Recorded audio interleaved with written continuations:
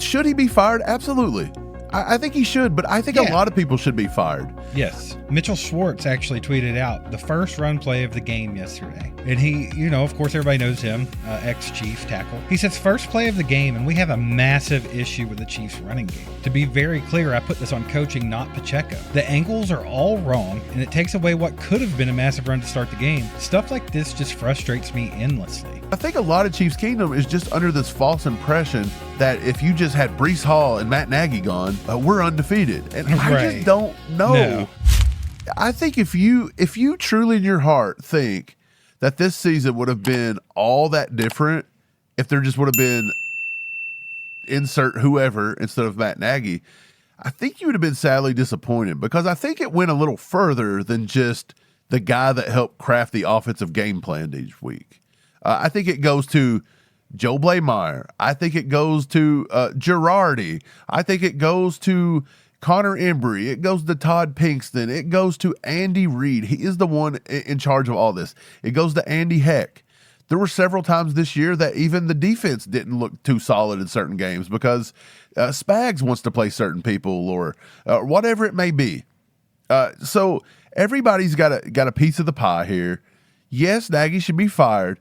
But I think a lot of Chiefs Kingdom is just under this false impression that if you just had Breece Hall and Matt Nagy gone, we're undefeated. And I just don't know if that's a good, solid talking point in the offseason that's going to draw all those clicks. Like all your favorite influencers are going to say all that constantly. Right. And you're going to buy into it. Right. Everybody's going to buy into it. You're all going to believe it. But at the end of the day, you got to ask yourself, is Brett Veach going to take a running back? Presumably, if we sit at the number 10 or 11 pick, are you going to take a running back at pick number 10 or 11 in the first round? No. Are you going to go pay Breece Hall in the offseason $40-some million, 40 plus, for a 3 to 4 year contract? There is no way we can afford that.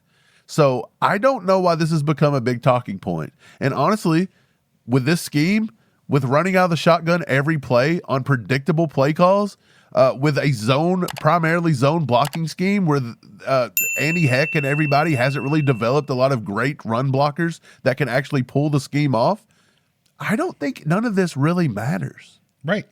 Mitchell Schwartz actually tweeted out the first run play of the game yesterday. And he, of course, everybody knows him, ex-Chief tackle. He says, first play of the game, and we have a massive issue with the Chiefs running game. To be very clear, I put this on coaching, not Pacheco. The angles are all wrong, and it takes away what could have been a massive run to start the game. Stuff like this just frustrates me endlessly. And it shows the play. It breaks it down in slow motion. And like you said, a zone blocking scheme, everyone on the offensive line is moving to the right? Pacheco misses the hole. The one little sliver of light that he had there, he had over pursued. So he had to try to stop, cut back, and then get there, which ultimately made it entirely too late to be an effective running play. But I mean, it's just so sloppy. Like the entire play is sloppy. Every offensive lineman is somewhat behind. They're not in any sort of unison whatsoever. The only player that really did his job really well was probably Mike Caliendo on the play, which is wild because we know that he's normally the one that's struggling, but it's just little things like that, man. It can't just be the play calling. There has to be execution as well. And there can't be execution if every level of the coaching staff is underperforming and not doing their jobs. And I mean, you hit the nail on the head. It's not just Matt Nagy. Completely on board with firing Matt Nagy. I think that the offense needs a complete overhaul. So I think you start from there. Obviously, Andy Reid's not going anywhere. So where do you go next? You go straight to Matt Nagy. But I'm with you, dude. I think the rest of these guys need to be held accountable too. And I don't think anyone's going to bat an eyelash if you turn around and fired every damn one of them. I don't know anybody personally, Mike, or I don't know anybody that I've even seen in the chat on any of our live streams or even on X that would lose any sleep over Matt Nagy, Joe Blameyer, Connor Embry, all of them just taking a hike. Andy Heck. I mean, dude, people's been calling for these guys for years now. So, I mean, I don't understand. I think that Andy Reid's got to take a long, hard look in the mirror, have a little bit of humility here, a little bit of self-awareness, and realize, hey, I do have to change something with this offensive scheme. This offense is the reason we lost, 9 games by week 15. Like, this offense is the reason why my quarterback just went out hurt for a solid year with a torn ACL. This offense is the reason why that we suck this year. Ultimately, I think, like you said, the defense, they had their problems, but this offense was literally the main catalyst of why the Chiefs were unsuccessful this season, and something's got to get done. Yeah, so the defense, really quickly, the defense had mainly two big problems, and it led to their most glaring problem throughout the season. Shamari Connor was number one, and covering the slot receiver. That's all lumped together. And both could have been. Oh, okay, I see. Yeah. That's just one thing. It's hard to say. Number two would be the pass rush, the inability to pressure the passer consistently and to create turnovers, sacks, things like that. Agreed. And again, now that directly hurts Shamari Connor because now he's got to cover longer. Correct. So it all feeds in back and forth to each other. All this could have been solved with some personnel decisions. We've talked about this over and over again. Noah Williams should have been playing more often, more early. By 3, 4, 5, 6 weeks into the season, if you see that Shamari Connor is starting to just suck in the slot, and you could have started him playing there, fine. But if you see that it's a problem, then McDuffie could have come down, played the slot more often. You would have had Noah Williams, Jalen Watson on the corners. You would have been fine. They would have been completely fine. We'd have been a better defense. Now, that would have fixed the pass rush, but it would have been a little bit better there for at least the back end. Fixing the pass rush was blown up since day one. When the Chiefs just didn't want to do anything. When Felix had to go to IR, not saying he would have done anything great, right? But still, they had to put him on IR. They were just thin. Charles Omenihu didn't wake up till 6 weeks into the season. He's literally right now, I think, cruising at like 4 sacks, maybe 5 tops. That was 2 in this last game, dude. Right. George Karlaftis couldn't get, to the quarterback this year. He's created a lot of pressure, a lot of win rate. They did not give Ashton Gelati enough snaps early. Right. He didn't get it. They hurt Omar Norman-Lott by trying to turn him into something he wasn't. They made the horrible decision to get rid of, Mike Pennell and bring in Derek Nottie, and then they got Mike Pennell back, and it's just been all over the map this year. I think they would have probably been better off just doing a few smaller decisions in the beginning, such as keep Pennell, don't blow your stuff on Derek Nottie, let Noah Williams play a little bit. Again, you used your 4th round pick that you got for Joe Tooney to go up and get Noah Williams, so he was valuable to you. Right. Was he just a valuable piece down the road for when they didn't want to sign, say, a certain Trent McDuffie? That is also a possibility, but you should have let him play. Right. So the defenses could have kind of been fixed with a little bit of personnel decisions. The offense, in my opinion, was the big problem.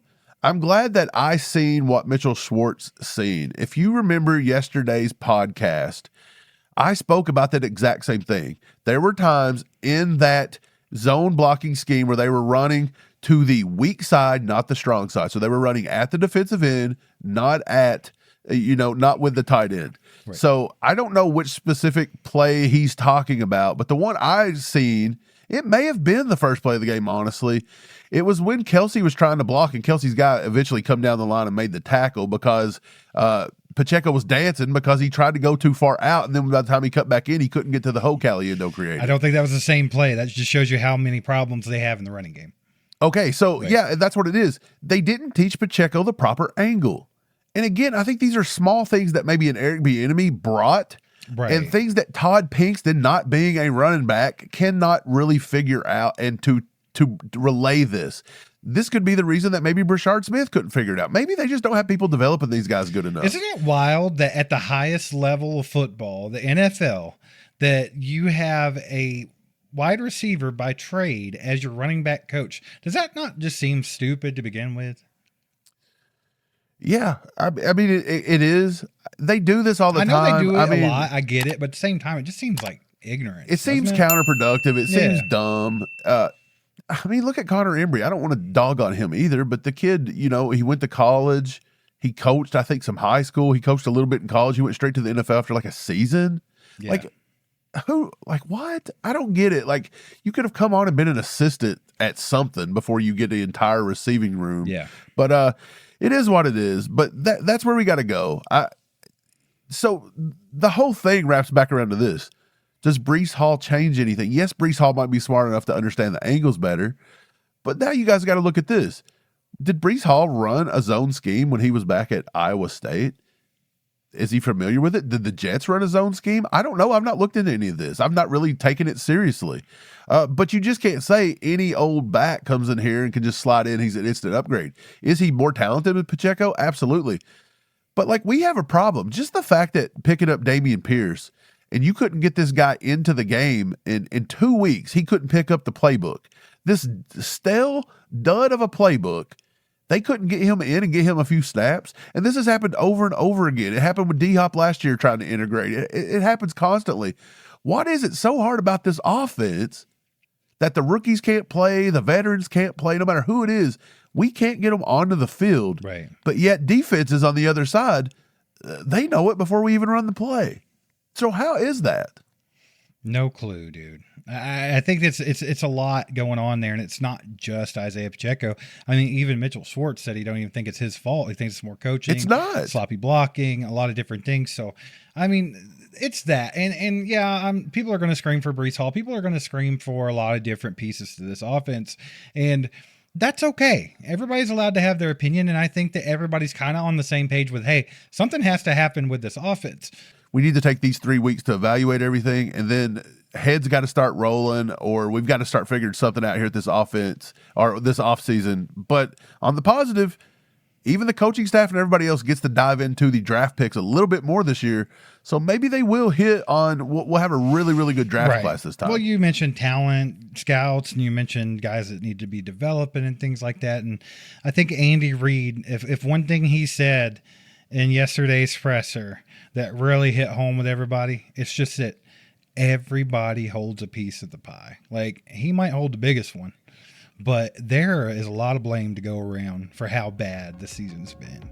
And I think it goes from top to bottom.